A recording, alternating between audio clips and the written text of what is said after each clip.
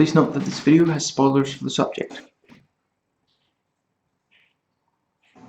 Put off by how long this video is. Don't worry, I try to jam-pack my videos with as much content and as much detail as I possibly can. Anything I feel I can comment on and that I feel you might be interested in, I pretty much put in the video. I try not to repeat myself and talk fairly fast. I either have or will cover other parts of this franchise, and this video either is or will be linked below. I'm not going to restate here what I did or will say in the other video. These videos get long enough as it is. I got this either as a present or I got it on discount, so I did not pay very much money for this and am thus not bitter on account of that.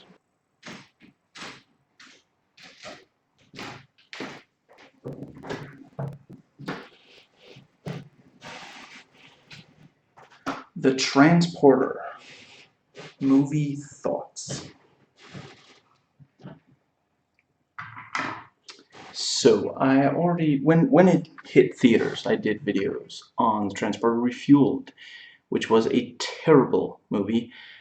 I forget if I said at the time if I was going to do any more, but now I own all 3 movies and the television series. So yeah, I am doing the entire franchise. Starting with notes taken while watching.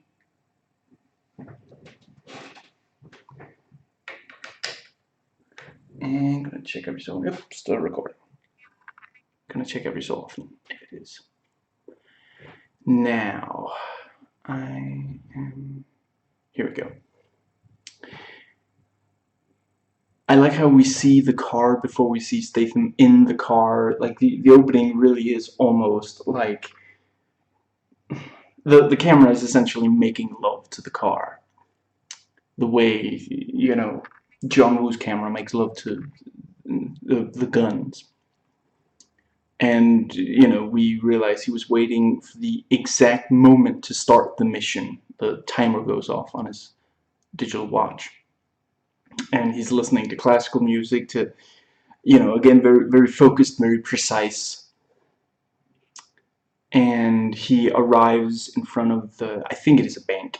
Very good contrast between how calm the transporter is and, you know, he's completely calm and in control, where the bank robbers are all chaotic, and that starts right when we see them, and it goes through the entire, all of their screen time. You know, every time it cuts to inside the car, he's completely calm and collected, and they're like shouting, and yeah. And he explains exactly, very precisely, and it makes complete sense why, yeah, they can't all 4 be in the car. They need to, and they, of course, decide to shoot him. Oh man, they shot Marvin right in the face. Seatbelts. And we see an undercover cop chase them, you know, after they get away from, at least temporarily, from the actual cops. I love when he makes the car jump and then land on, I don't know what it's called, but the, you know, the big car that transports other smaller cars. And he gets in front of the train just in time so the others can't follow. You gave me too much, but teacher, you forgot to assign us homework. And he switches the license plate yet again, and still at the press of a button. And then later he hears on the news that the robbers were caught, and he's not exactly torn up about it. And yeah, if from the start they'd made the deal for him getting them further, they wouldn't have been caught. You know, they were caught specifically because their driver made a mistake. A lot of these notes I voice typed in Jason instead of Frank, so I might say Jason. You know what I'm talking about. And the cop clearly knows that it was Jason, but he doesn't want to arrest him. He respects him, and the feeling is mutual. Be specific. His catchphrase. and he goes for a change of tire, and he sees the package moving. I like that at first he does ignore the package moving, because that's one of his rules, you know. It's not, I mean, sure, there might be a living thing in the package this time, but one of his rules is never open the package. You know, even in that situation, he follows his own rules. I love the music when he realizes that it's a woman. In general, they have this really soft, feminine sounding music when it's, you know, when it's the two of them together. And he gives her something to drink, and then back in the trunk. So that was, you know, that was evidently the decision he made when he realized, okay, so there's something living in the package. Well, I'm sure she's thirsty. And he, you know, you have the whole thing with her trying to escape, and we never really see how she got. I mean, he had the rope around her neck. I guess if she jumped and like whipped her, maybe she whipped her hair back and forth, and that would eventually get the rope off, I guess, because aren't her hands still tied? Anyway. And, you know, he gets back to the car with her on his back, and, you know, two cops standing there, and it's like, okay, guys, I know what this looks like. And I love that the first move he pulls in the fight is literally to throw her so that one of them will have to catch her, just, you know, by reflex and by, you know, good guy instinct. And because he goes for something to drink, he doesn't get blown up when the car does. And, you know, later it does highlight, yeah, the two cops inside are very much dead. I'm not sure Jason ever actually expresses, like, regret about that. I mean, technically, he didn't know that it was gonna get blown up, but he also didn't exactly let them go before, you know, it's what's that, you know, manslaughter, murder in the second degree, something like that.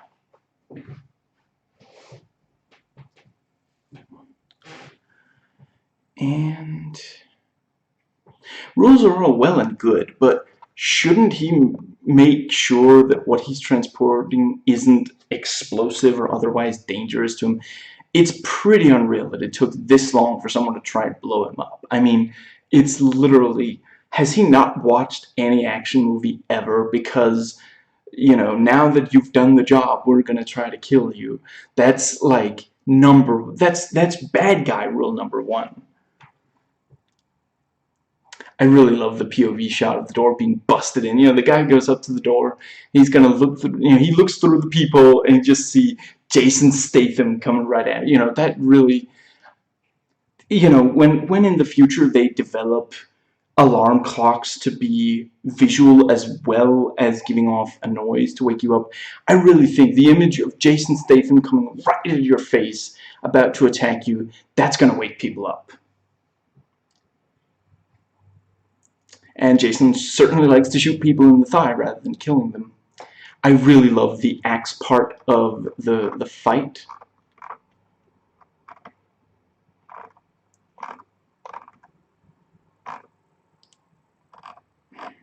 Excuse me. Minor technical. Here we go.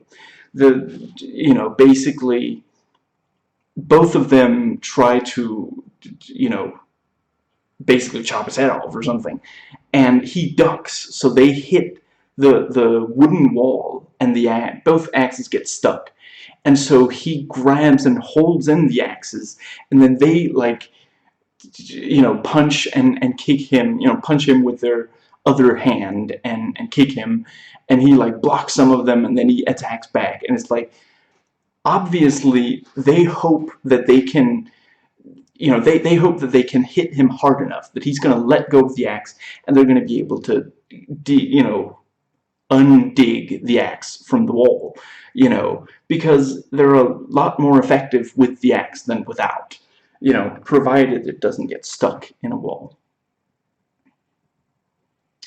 Some people complain that a lot of the people who attack Jason don't, you know, they don't have guns.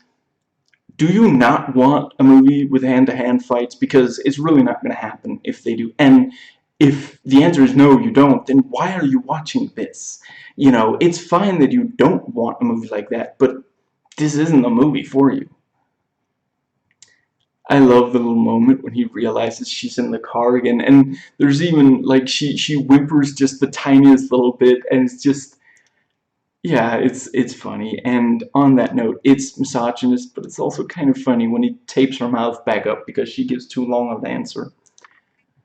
Or, I mean, technically she goes beyond the answer. He asks, "Who are you?" She says, "I'm Lai."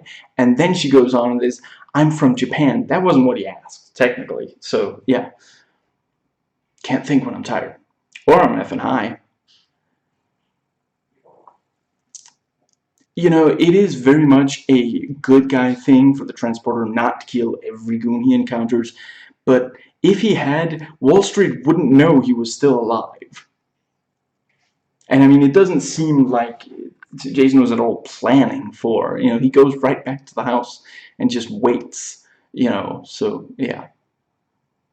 I mean, he did at least go back to Wall Street's house and attack everyone there, but then, you know, he doesn't really dig deeper. He doesn't ask any of them, where is Wall Street, you know, where is the guy who lives here? Is Wall Street ever actually said in the movie, or is it just from, like, end credits and such? I forget. When Jason comes down in the morning, Lai is very pretty and sweet. Again, you know, it is very gender, like, yeah, you know, the guys are tough and cool and emotionally distant. You know, she even says, you know, when we make love, you say nothing at all, I think was the line. You know, where the women are always sweet and caring and such, but, you know, there are definitely moments where she gets to do something incredibly helpful as well. The you know, she really helps out when the cop shows up. And there in the morning, you know, she just keeps talking, and Frank is like, "Where did I put that tape?" I really like the reveal that it's the cop. You know, first we think Wall Street already got to Frank. You know, we just see, you know, there's milk outside.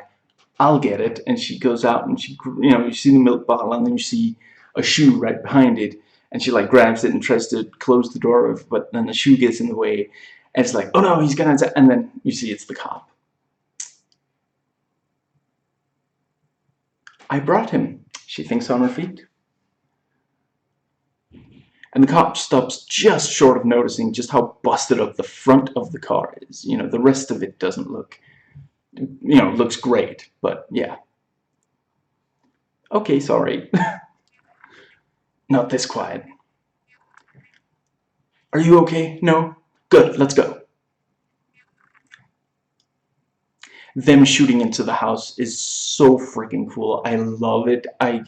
Just so badass. And you get to see them reload and then fire again. It just goes through the walls and they have to take cover. Just, yeah. And I like that it's one of those scenes where the good guy doesn't get to fire back. You know, it would have gone very differently if he had started firing back, but instead he takes cover and ultimately escapes. And they got to the elevator just in time. And he has an escape route by water, of course. "I don't like it when things get complicated." "Then uncomplicate it." And the two have sex, assuring anyone in the audience that at most he's bi. He's definitely not gay.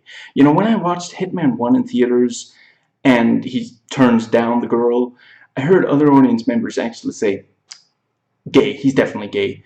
As if that's the only reason to turn down a girl, as if it's important at all to the movie, or as if it makes the movie or character worse, which was definitely the implication.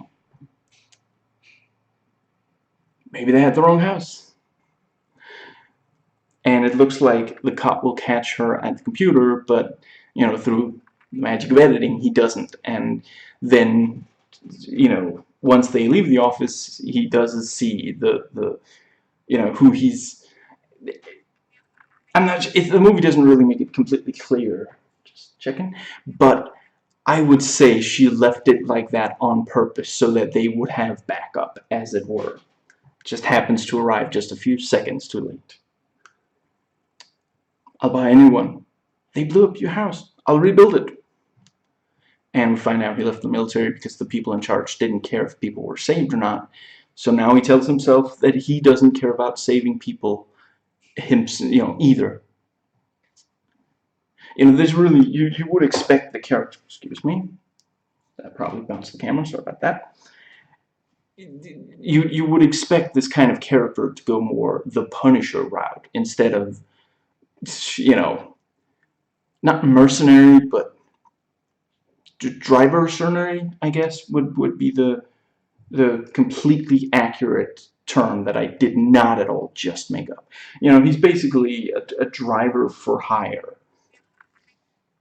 And he doesn't care if who hires him, as we see by the first scene. But that is his anti-hero edge, where the Punisher's anti-hero edge is that he does not make sure people get to trial. He shoots them instead. I love Wall Street's face when Frank pulls a gun on him. Like, in part, he's surprised that Frank is still alive, but he's also just so offended that he would dare pull a gun on him. He's like, what? It's like someone pointed out about, when we see the trailer for Infinity War where Steve grabs Thanos' hand and cuts back to Thanos' face, and it's like, are you serious right now? Did you just grab my hand? She's a real heartbreaker, dream taker. And she can't quite shoot Wall Street. He calls her bluff, which is also just, again, such a badass moment. 3, 2, 1, do it.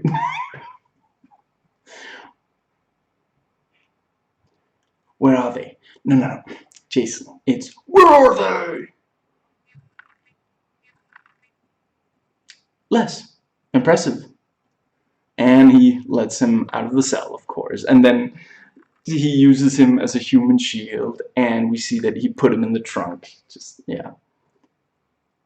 It's dangerous to go alone. Take this, you'll need it. Or maybe not. And Jason's using a stethoscope to try to find a container with people in it. Give me a minute. Keep him alive. It just, he doesn't say that much, and he certainly doesn't get involved with very much action, but he is such a memorable badass bad guy. I really appreciate that. There are so many of these movies. I mean, this is a particularly, it's filmed and edited really well, and most of the acting is quite good. But this is the kind of movie. I mean, I guess, I don't know, some people would say it's going too far to say that this movie is kind of trashy. And again, I want to make it absolutely clear. I absolutely love this movie, as well as the second one. When I review the third one, that'll be the first time I've watched it. Same for the series. But there's well-produced trash, and then there's just the really trashy trash. And I can enjoy the really trashy trash. I've enjoyed a lot of Jean-Claude Van Damme's movies, and some of them are really not that well-produced. I think he really carries some of those movies. In this case, it is actually really well-produced, but a lot of these kind of trashy movies, they forget that it's really good to have compelling bad guys, and Suit and Glasses from Alias is also awesome. But yeah, both of them are really memorable in this movie.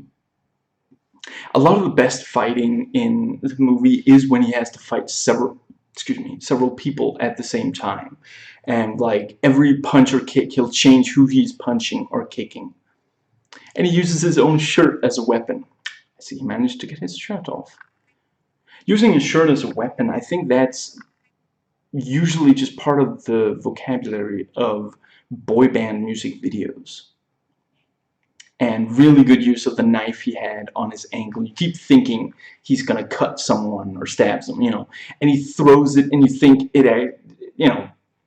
you think he's literally aiming for that guy's crotch, but he makes sure to hit very close, just to, by just enough time to, yeah. I really like the guy with the facial hair who seems to be an who seems to be an evil match for Frank. Just really, really badass. And you get the kind of, it's like, okay, I'm not going to be able to get this guy without some kind of, I love the fight on and in the oil. I'm not sure bicycle pedals would really be impervious to oil slipperiness, but I like it. And kicks to the face with a bicycle pedal. That's gotta hurt. It's always funny when Jason is stuck in a really crappy little car instead of the cool one he has. And I mean, they blow up his real car very early in the movie. And then the one he goes home in, when he ends up taking her home, even though he wasn't really planning on doing that, that one gets blown up, and they have to abandon it anyway, even if it wasn't blown up when they attack the house. So yeah, he keeps ending up in these small, crappy, and the last one he takes even breaks down on him. Just, yeah, that's really funny. And that's, again, one of the big things with the transporter is he's got the rules, he's got the car, and everything is planned to the exact detail. And all of that is taken away from him really early on. They blow up the car, they force him to go beyond the rules, and he ends up in all these situations that he can't control. Now, I'm not a tourist. And he parachutes onto the big, what's it called? Cargo thing, as the car is moving it. That's at least one step closer to being a Just Cause protagonist. And he uses the parachute as a weapon, covering the car behind him with. And he kicks the truck driver out. Get out. And they're shooting at Jason from their car. And Wall Street is in the what's it called, cab of the truck, and they're fighting and trying to. It's awesome. And he ends up under the car, being shot at. And he attacks Wall Street again. Wall Street, hit the road, Jack. I guess she won't be coming around after all. And we see that Lai not only shot her captor, she also shot her father. And the movie knows to end right after the people are rescued. There's no reason for a lengthy wrap-up. There's not going to be any more action. The bad guys are gone, the good guys won, so yeah. And the movie's 84 minutes if you don't count the end credits, and 88 if you do. And I noted here at the end, once I'd heard all of it, that the movie has a great soundtrack. Moving on.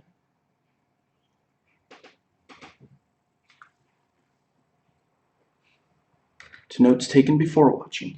Now, these first are from reviews, and some of these reviews are professional and some are user reviews.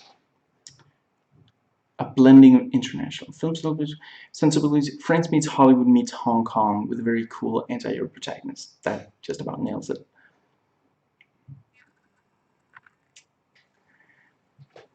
And then there's this one guy who says, the last 40-odd minutes are essentially one fight pushed to the point of absurdity. And he thinks this is a bad thing. I agree with him, but it's not a bad thing.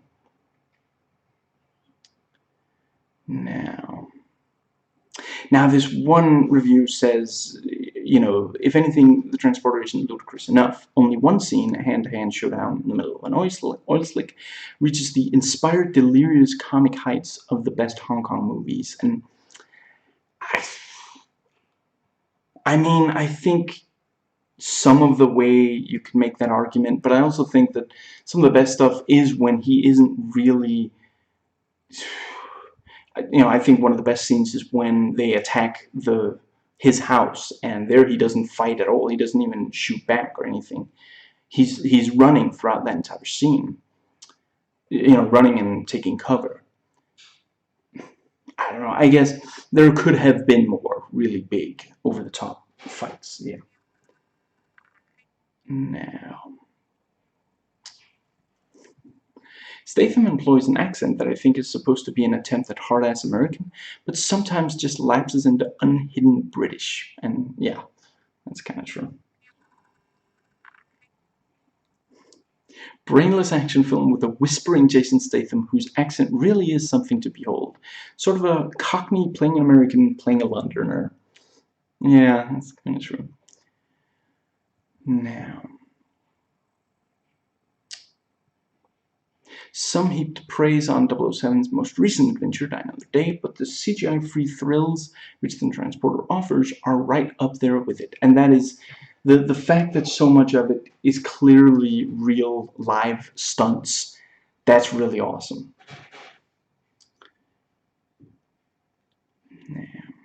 Good car chases, great fight scenes, and a distinctive blend of European, American, and Asian influences. Tackles action with the enthusiastic glee of boys who like to dream up impossible scenarios and commit them to film, and that's very true. And, obviously you should not take the movie seriously. It lives in a reality where the laws of physics are different from that of our world, so that it better allows for cool action scenes. And the movie is about the action, not the increasingly silly plot, which exists to surprise and to allow for action scenes. Really, I mean, when you get right down to it, once you know everything that's going on, the plot is ridiculously simplistic. It's just the fact that a lot of it isn't told until late in the film, and some of it is, when we first hear some of the details, we're told lies. And, so, I mean, yeah, at the end of the day, Rick Young's character is transporting, he's doing human trafficking. He's transporting 400 people in a cargo container. Or is it both? I guess split over both. Anyway, and he has to also get his daughter there, and he's not going to put her in the cargo container. And so they go, they hire someone from the outside to transport her, and they happen to hire the wrong guy because it's an action movie. That's basically it, but for a while we don't know who she is or what is going on at all. And then when we start to find out more, first she's like, oh, there are people on this container, my sister's my father. And then in walks a guy and says, I'm her father. And it's like, oh, what's true? What's a lie? And yeah, we know just enough to care about the action scene. There's just enough context, because if you don't have any context, then it's just why am I supposed to care about this action? But there's always just enough context. And I've already said that I really like Wall Street. To me, he's better here than in Blade. Was he in both Blade 1 and Blade 2? I think I definitely remember him from Blade 2. And I think he's in at least one Fast and Furious movies. I do not watch those movies. And the movie has some really memorable action setups. And yeah, I've already mentioned, the villain is Suit and Glasses from Alias. Always a ton of fun in villain roles. Now, the core concept is that the protagonist transports packages, no questions asked. Basically just needs to know where, they agree on how much money, and the time that he delivers, and that's it. And then, in this, it turns out that the package, the main one that turns out to be a person that kidnapped. That's not the most creative use of that. But with the second movie, they didn't even really try. They're just basically just a hired bodyguard and chauffeur, which I've always thought, I love the second movie, but that part, it's such a waste of the concept. That movie did not need to have anything to do with this franchise. The concept is fairly clever. Again, I haven't watched the third movie yet, or the series, but it's really weird because both of the first of these two movies were written by the same two people, Luc Besson and Robert Mark Kamen. And Luc Besson tends to be a really good writer, but yeah, just I don't know. It feels like they didn't really want to bother with coming, and I don't think it needed to be that way. I mean, let's see, the second movie. I mean, yeah. I mean, I'm not going to spoil the second movie in this video. I'm not sure I can really rewrite it without. I'll try to think up a way to rewrite it for the second movie for the thoughts video on the second movie. But yeah, I've never really understood why they did that. You know, it's such a. I mean, this movie so easily could have. You know, it wouldn't be difficult to rewrite this to just say, you know, to remove a lot of. But in the second movie, he knows what and who he's transporting, and as far as I recall, they all know each other's names. And there's no package to open. He knows, you know, it's not closed. So, yeah, I've never understood why they just were like, no, let's just do this. I like the overall plot of the second movie. I just feel like the fact that he's not really doing the transportering thing. Is it supposed to be character growth? Is that it? Like, after the events of this movie, he decided he's gonna try to help good people instead. And for sure, the people in the second movie are good people, but it's also, you know, when he's first hired, he doesn't get to do the bodyguarding all that much. So it seems like, you know, why didn't he, yeah, why wasn't he, yeah, why doesn't he go to, like, a war zone and transport hostages out or something, you know? Anyway, this was directed by two different people. Louis Leterrier, who I believe also directed the second, and also directed The Incredible Hulk, but he did also direct, what was it called, Clash of the Titans. I maintain the second movie of that is much more fun. Wrath of the Titans, I think. I'd watch that again. I don't want to watch the first one again. Anyway, Louis Leterrier, and then Corey Huen. I'm sorry, I should have looked up how to pronounce his name, but I'm pretty sure that that is his name, that I didn't get him confused with someone. And Corey directed the action scenes. Louis Leterrier is credited as artistic director, when really, I mean, he directed everything that wasn't action scenes. You know, I mean, a lot of the movie is action scenes, but it's not. I guess maybe half and half. Maybe about half the running time is actual action scenes, and the other half is non-action. But yeah, I'm not sure. I don't feel that you can really tell. That's usually the big problem when you have more than one person directing the same basic thing. You can really tell. You know, that was one of the big problems with the, at least the theatrical release. Maybe they'll do a DVD release that isn't, of Justice League. You know, you could really tell when it's Joss Whedon and when it's Zack Snyder. But here, I feel like they're I mean, their styles are probably different, and certainly the action in this is filmed very differently from, say, The Incredible Hulk. Would, of course, those are also very different movies, but I think their styles mesh well. Now, the DVD comes with a commentary track, a making of, and uncensored, prolonged fight scenes for Wall Street's house, the container, and then the oil and the bus parts. And yeah, all of that is worth watching if you know, can borrow the DVD from someone, or if it's, you know, on sale. I don't tend to buy movies for full price, and I don't tend to recommend anyone else to do it either. But yeah, you know, enjoyable watches all. And this is one of my absolute favorite Jason Statham movies. If I had to point to just one, it would probably be the first Crank, but I'd have to watch it again, and I plan to do more videos on before I could say for sure.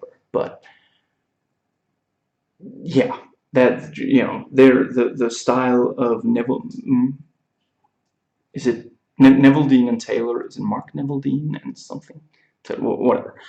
Yeah, that's one of my favorite styles for when you get really stylistic filmmaking. But yeah, before I stop recording, let me see if there's anything left at all that I think they did a good job of coming up with a bad guy plan that seems relevant, and where you really want to see the bad guys get taken down, because that's human trafficking is genuinely one of the most awful things you can do. And when did this come out? 2002 or something? That, yeah, we're talking about human trafficking.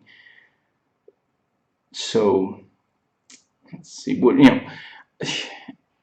at some point we just got kind of tired of, I mean, so many 80s action movies and 90s action movies, and even a couple of early 2000s action movies are about taking out the evil drug lord, and it's just, you can only do that so many times. Then you also, of course, had the, terrorists to, your Die Hard kind of things, where it's often terrorists or robbers of some kind. But yeah, I think they did a really good job of choosing, and of just, yeah, you feel relief when they open the cargo containers that are at the end, and yeah, the people are alive, which, thinking about it, when they were driving the cargoes on the trucks on the, at high speed across the roads, that would probably have gotten a lot of the people inside hurt. The moving people by cargo container makes sense when it's on a slow-moving ship or boat or something, but not really. But then that's a lot of action movies don't realize that people. It's actually kind of interesting in the first car scene, when he's driving the robbers away. They're constantly like bouncing up against the window and the roof of the car and such. So it's not like the movie doesn't acknowledge that you would be thrown around when a car drives really fast. But yeah, I think that the whole idea of having so much of the climax be on this, on the road near the cliffs and at really high speed, and on the, the cargo container truck thing, and he's on top of it, he jumps in through the windshield, and he's crawling under it, all really good creative setups for, and I think the movie also took good advantage of the creative setups. You want to put something, you want to show the audience something that they've never seen before, and that if they see it done again, they'll be like, yeah, but I saw it in this other place first, and I don't think you quite topped it, And yeah, I think the movie really does that with the cargo on the road there, and with the oil slick fight. I mean, it's been years since I last watched this movie, and I've never forgotten the oil slick fight. Now, or Wall Street for that matter. And I don't think I realized until until today, this most recent viewing, that Wall Street is played by one of the guys from Blade 2. I mean, some of the guys in Blade 2, what is it? I'm not even going to try because I don't remember at all. But the vampire killer team, some of them, I mean, obviously Reinhardt, because, I mean, Ron Perlman is always so much fun to watch, and that is something that, director Guillermo del Toro can very much speak to. But yeah, and I mean, there's that guy, Priest, wait, no, Priest is the Wall Street guy, isn't he? But, there's the guy who's like silent, who also did like fight choreography on, I think, both Blade 1 and 2. you know, he's fine. The big muscly guy is kind of cool, but yeah, just again, that's the thing, you know. Well, I mean, Blade 2 has other memorable villains, but yeah, he's not. Yeah, he's the guy who gets in a fight with Whistler, isn't he? And they use offensive language at each other, if I recall. And Whistler's like, "Ah, I love when you talk dirty," you know. Yeah, he's okay, but he's so much fun in this movie. I let's see. I appreciate that, you know, there's enough of an anti-hero edge to the transporter that he keeps refusing to really. Well, yeah, that's the thing. Yeah, you know, he lets his house be blown up, and he doesn't go after the bad guys right away because they think he's dead. And he says to her, they think you're dead too. You know, you get a free pass. You can start over, so start over. You know, he doesn't, he tells himself at least that he doesn't want to get involved. He doesn't want to be saving people. And but then why did he go for Wall Street's house? I guess he wanted to catch Wall Street there and kill him so that, but then once he didn't find Wall Street there, he really should have made it impossible for the remaining surviving goons to say that it's the transport. Would a mask really have been completely out of the question? Because if he'd worn a mask, they would have been like, someone we've messed around with came back, you know, and tried to screw us over. You know, they wouldn't be like, oh, it's the transporter. You know, and if he didn't want his house to get blown up by Wall Street, shouldn't he have been more careful? But then, you know, I guess that's yeah. The writers wanted it to work out the way they wanted it to work out. That's, again, you know, they take everything away from the transporter, and that's what we want to see in a movie like this. Take everything away from the good guy and see him roll with the punches. You know, see how well he still deals with everything. It would be so boring if everything went according to plan. And I guess that's pretty much.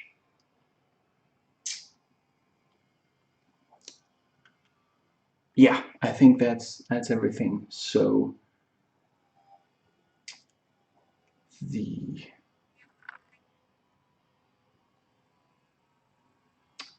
yeah, that covers it. So I hope you enjoyed watching as I enjoyed recording.